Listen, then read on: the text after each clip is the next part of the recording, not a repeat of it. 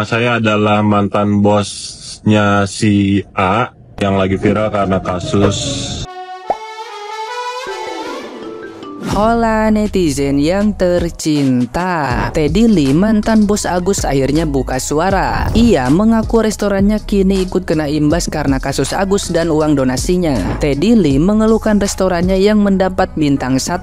Teddy Lee membuat pernyataan lewat media sosialnya. Ia mengaku sebagai pemilik restoran tempat Agus bekerja. Diungkapkan Teddy Lee, Agus di restoran menjabat sebagai kepala waiters. Teddy Lee menjelaskan Agus sudah tidak lagi bekerja di restorannya sejak Februari 2024. Setelah Agus resign di awal tahun 2024, Teddy Lee mengaku tidak tahu di mana Agus kini bekerja. Teddy Lee menegaskan restoran miliknya sudah tidak ada hubungan sama sekali dengan Agus. Namun Teddy Lee merasa bingung karena setelah perseteruan Agus dan Pratiwi Novianti viral soal uang donasi restoran miliknya ikut kena imbas. Halo, saya Teddy Lee, owner dari Incan Banjom dan Cam Cam Chicken. Saya adalah mantan bosnya si A yang lagi viral karena kasus penyiraman itu. Nah, dengan video ini aku mau klarifikasi kalau si A itu sudah resign dari tanggal 13 Februari 2024, which is udah lama ya. Udah lama banget dia sudah resign dari tempat ini. Dan setelah Agus resign dari sini, saya kurang tahu dia bekerja di mana. Dan terakhir dilihat dari berita, ternyata dia ada di sekitar masih ada di sekitar sini, tapi bukan sama kita lagi. Jadi sebenarnya kita udah nggak ada kaitan lagi dengan si A ini sudah lama. Tapi aku bingung ya kenapa kalian nyari-nyari di Google dan kasih bintang 1 semua, padahal kita nggak ada salah apa-apa loh. Ya, dengan video ini saya harap kalian bisa mengerti kalau kita sudah nggak ada kaitannya lagi dengan Agus, dan saya doain supaya Agus dan Novi dapat ketemu jalan tengahnya, kalau bisa tidak usah sampai ke ranah hukum. Oke, terima kasih. Nah, gimana nih menurut netizen yang terhormat? Silahkan berkomentar ya. Gua baru tahu guys, gua baru tahu dari sosial media yang lain alias Twitter kayak gitu kan, ternyata Mas Agus nih, aduh, parah banget emang dia tuh. Gua baca track recordnya dia sebagai atasan nih ya kepada bawahannya, ternyata ceritanya tuh bener-bener kayak aduh. Gue gak ngerti lagi kenapa bisa sikapnya seperti itu ke bawahannya kayak gitu kan. Terus kayak banyak banget yang komen kayak gitu kan di akun sebelah itu. Ya pantesan kalau misalnya si Mas Agus itu kan sampai disiram kayak gitu kan sama air keras. Oh, ya pantas sih kayak gitu kan. Gue bukan maksudnya kayak menormalisasi ya sampai orang tuh berbuat kriminal seperti itu. Cuma ya kalau misalnya kalian lagi bekerja nih ya, gue sebagai atasan ya, gue nggak akan memperlakukan bawahan gue sampai segitunya sih. Tahu nggak sih? Kayak lu berlindung dalam pekerjaan biar lu nggak dimarahin, biar bawahan lu aja yang dimarahin. Kayak aduh, ini nggak ada bijaksananya, nggak ada keberaniannya, nggak ada kayak jiwa sacrifice-nya lah sebagai atasan. Karena kan kalau misalnya kalian di assign sebagai atasan, kalian kan wajib yang namanya menanggung keputusan, membuat keputusan yang paling benar untuk kebutuhan bisnis selanjutnya. Ya emang kayak gitu. Tapi kalau misalnya gue lihat track recordnya ceritanya di Twitter, ngomong sampai belibet, di Twitter itu track recordnya emang si Mas Agus itu tuh emang aduh. Wah, parah banget sih emang. Terus kalau misalnya Teteh Novi sampai kayak gitu ya sama ke Mas Agus kayak gitu kan. Wah, ya emang sih yang paling parah tuh emang sikapnya si Mas Agus itu gak sih? Tahu nggak kenapa rekan kerja Pak Agus itu nggak ada yang muncul satupun untuk membela Pak Agus?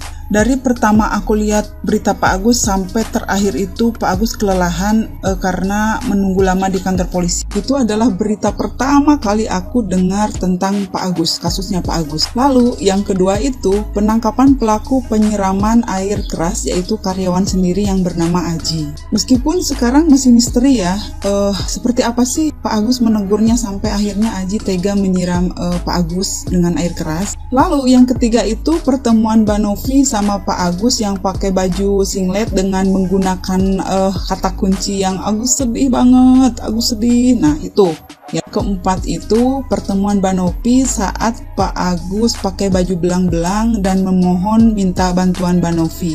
Yang kelima, pertemuan Mbak Novi yang meminta klarifikasi tentang penyalahgunaan uang donasi. Yang keenam, coba teman-teman bandingkan dengan pertama kali Pak Agus diundang Bang Densu bersama istrinya.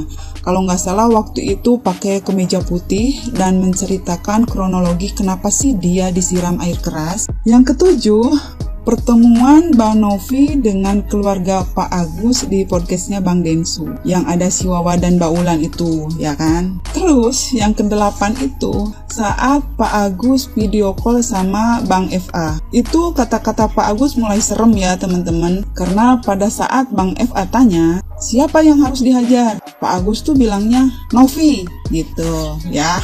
Yang kesembilan itu saat ditanya awak media tentang tujuannya ke kantor polisi, itu bikin tensi darah aku naik ya teman-teman, karena Pak Agus itu lebih memilih berobat di kantor polisi gitu ya. Teman-teman boleh bandingkan deh dari kemunculan berita sampai terakhir pada saat Pak Agus bobo di kantor polisi dengan tujuan melaporkan Mbak Novi. Aku aja nih bukan orang baik, orang yang kurang pinter, tuh sempat mikir kok ada ya orang seperti ini. Ketika aku ditraktir makan seblak sama temen-temen, aku tuh seneng banget loh temen-temen ya. Apalagi ini udah dibantuin, bahkan ya udah terkumpul uang sebesar 1,5 M. Kok bisa-bisanya malah menyerang balik orang yang membantu? Tapi mungkin gak sih apa yang aku ceritain itu salah satu alasan kenapa rekan-rekan kerjanya Pak Agus itu gak mau muncul dan gak mau membela Pak Agus. Ya karena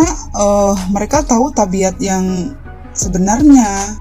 Jadi buat teman-teman yang misalkan mau donasi lagi untuk Pak Agus, mangga silahkan. Kalau aku sih kayaknya mau beli beras aja deh. Memang sih berbuat baik itu harus, tapi yang harus kita ingat tidak semua orang itu baik ya. Kayaknya ini berita terakhir deh tentang Pak Agus. Jadi mudah-mudahan kita selalu menjadi orang yang baik ya teman-teman, dan selalu diberikan kesehatan ya. Hatur nuhun. Halo Agus, perkenalkan saya seorang ibu rumah tangga yang mempunyai 3 orang anak yang berkebutuhan khusus. Jika saya di posisi kamu saat ini yang menerima donasi segitu banyak, kau tahu apa yang saya lakukan? Cuma satu tujuan saya, yaitu mengobati, menyembuhkan. Saya mempunyai seorang putri yang tidak bisa bicara dan tidak bisa mendengar, mau 11 tahun. Bukan bawaan lahir dia seperti itu.